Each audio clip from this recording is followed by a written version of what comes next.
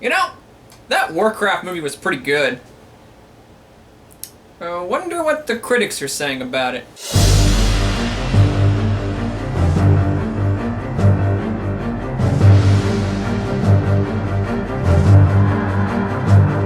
They're not being very nice.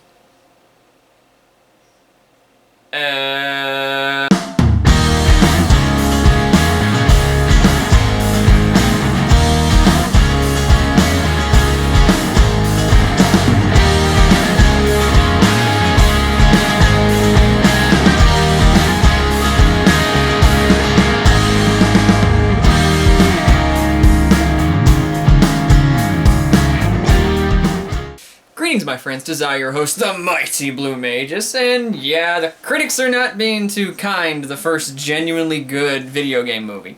I don't mean that in it's an okay, you know, kind of movie, but I mean like a movie that's genuinely entertaining and easy to get invested in.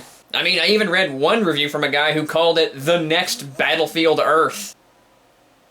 Well, you're a poopy dick. In all seriousness, the reviewer is obviously trying to catch some eyes and clicks by over-exaggerating. I mean, he doesn't like the movie, and that's fine, but come on.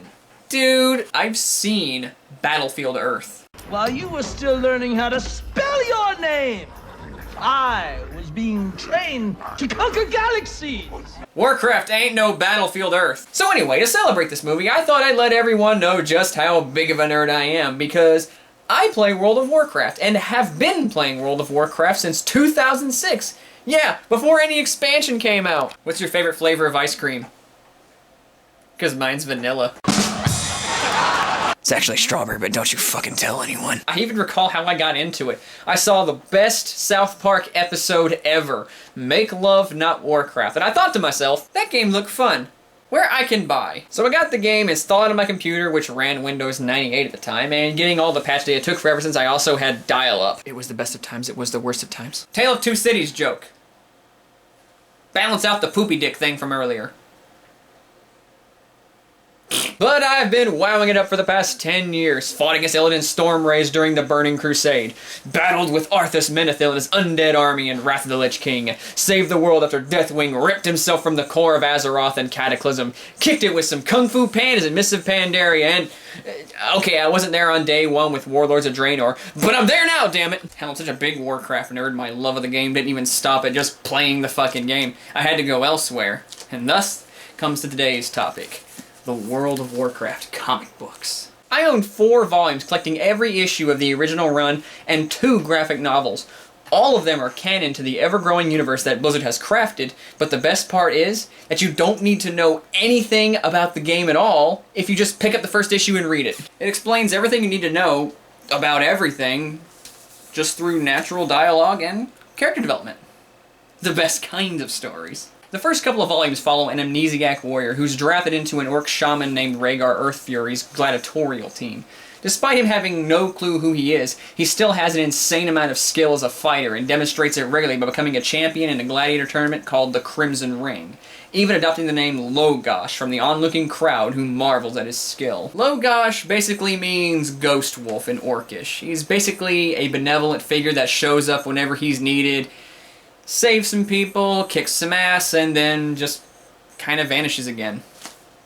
It's a good name. Along the way, he's joined by Night Elf Broll Baremantle, who has a serious case of anger management issues, and a Blood Elf named Valera Sanguinar, who starts off as a plucky, sarcastic rogue, but eventually gets stricken with a serious addiction to magic. It's a Blood Elf thing. It's explained in the books, but I'll basically give you a summary.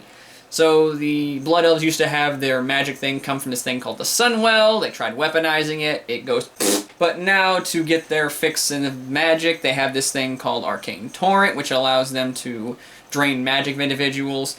And a lot of the times, Blood Elves can get addicted to it. This is the case of Valera, who goes a little overboard. Now, I won't spoil much of anything, because I want you guys to read it for yourselves, because there's a ton of excellent character development in the story, and more characters eventually join Logosh. But the main story does focus on Logosh and his attempt to get his memory back, Broll struggling with survivor's guilt and his unbridled rage, and Valera with her addiction. Now, the first 2 volumes focus on exclusively that, but the 3rd volume is where things change paces. We get a brand new character named Medan. Although he's not quite as as interesting as Logosh, Brol, and Valera, but I think that's because he had a much shorter time frame to work with. Instead of 2.5 issues, we get pretty much 1.5 issues, and that's not quite a lot of time to develop the guy. The thing about Medan is that he's actually really hard to talk about, even for die-hard Warcraft lore nerds like me. Well, the thing about him, though, is his story is pretty much exclusive to the comics.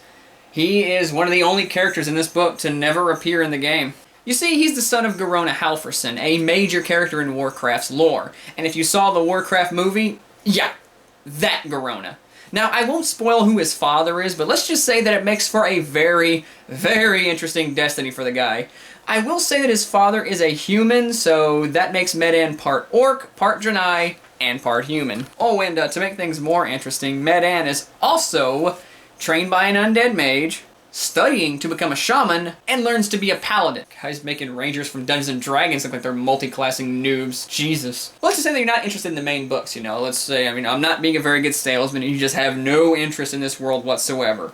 Well, let's say you don't. Let's say you have a passing interest in the world, at least just like fantasy and like good comics. Well, no problem, because you don't have to read 4 volumes to get a complete story.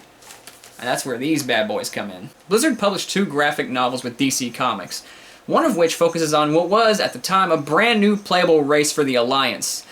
The Worgen. What are the Worgen, you ask? Well, they're basically Victorian, London-inspired werewolves. And yes, you can get a top hat when you play with them. I fucking love this game. Oh my god. Also, suck it, Bloodborne. Well, the Warcraft beat you to it. To fully explain the Worgen and their mythos would be a bit complex, but I'll give it a short cliff note. You know, basically a very bad summary of what's going on. Okay, so here's the city. It's called Gilneas, which is sequestered from the war between the Alliance and the Horde for years. But one night, something happens. A shriek in the night. Creatures had descended upon Gilneas as a silent epidemic. It's a zombie apocalypse, but with werewolves. Did I mention that I fucking love this game yet? The graphic novel Curse of the Worgen goes into how everything starts and is pretty much a good little one-and-done mystery story.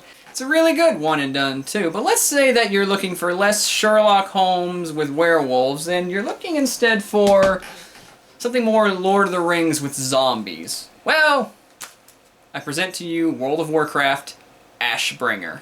Now, this book details the lore on what is most likely the most powerful weapon against the forces of the undead, the great sword Ashbringer.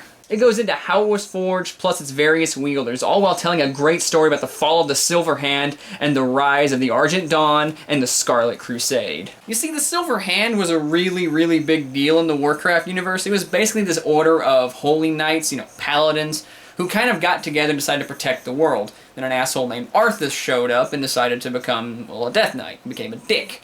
So, there was this big, big crack in the whole order. A couple people went their own way, and they formed their own group known as the Argent Dawn, which isn't just exclusive to paladins, but bring in various warriors, people from the Earthen Ring, which are shamans, mages, etc., to fight them. But the Scarlet Crusade, they're the Westboro Baptist Church in chainmail. That's about the nicest way I can describe the Scarlet Crusade. They're a bunch of poopy dicks, too. There's just so much to love about the intricate lore of World of Warcraft. I'm honestly surprised that nobody is calling it the modern-day Lord of the Rings, because there's just so much wealth of stories and characters in this world. Which brings me back to the main WoW comic. More in particular, the very last issue. Now, a bit of a preface before I continue. Do not let what I'm about to describe sway you from actually reading the series.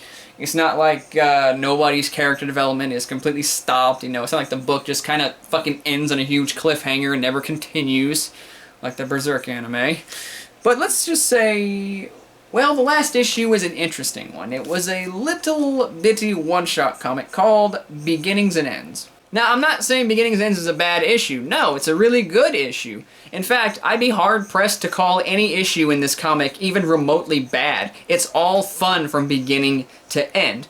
But the last issue, it gives us some closure with the characters that we all grew to know and love, and it even sets up some new characters. All sounds pretty interesting, right?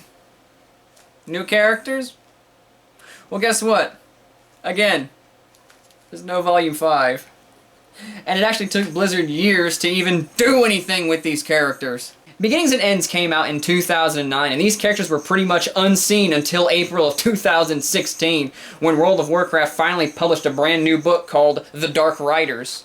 I didn't even know they had it. I didn't even know that was a thing until I was writing this episode. I mean, yeah, I bought it, but I haven't read it yet. I'll gladly do a part 2 if you guys are interested in once I've actually read the book. It's on its way. From my understanding, most, if not all, of the World of Warcraft books that were in production have been cancelled. But who knows? Maybe with Dark Riders out, Blizzard is trying to revive this idea that they had a while back for having sister books called World of Warcraft Alliance and World of Warcraft Horde, which would be interesting, and I would read both books regularly. But for right now, the last book that's out is The Dark Riders, which they didn't even much care to promote because I didn't know about it. Or maybe they did promote it and I just didn't see it. I sleep a lot. But hopefully I've convinced you all to go out and read the comics and judge for yourselves. I rather like it, but you may not like it. Or you may even love it more than I do. I have no idea. But hey, one thing you definitely should do is see the movie, because I really dug it. I thought it was great. Actually, you should just go see it despite one clickbaity reviewer. Spell your name! B-L-U-E. Oh, I'm the Mighty Blue Magus. And I'll see you guys next time.